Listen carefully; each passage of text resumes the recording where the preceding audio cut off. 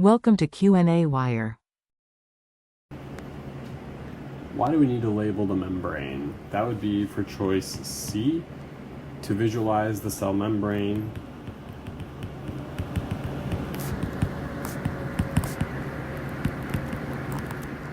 Using the fluorescent microscope.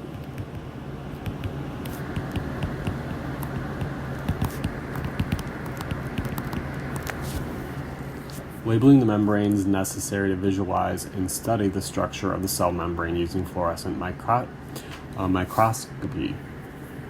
This process involves using specific dyes or markers that attach to or incorporate into the cell membrane, allowing researchers to observe and analyze the membrane's characteristics such as its structure, composition, and dynamics.